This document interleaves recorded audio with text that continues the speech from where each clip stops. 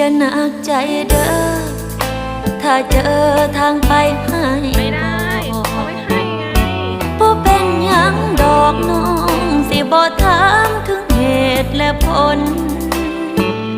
ขอบคุณมากๆที่เคยมอบพักห่มใจจนให้สิทธิ์เปลี่ยนใจอีกคนเมื่ออายพบคนที่ใช่กว่านี้ก็บอกเขาติว่าเฮาบ่มีอีหยังกันแล้วบ่ต้องอ้อนแอวให้เพื่อนช่วยเคลียร์หนทางเดินนี้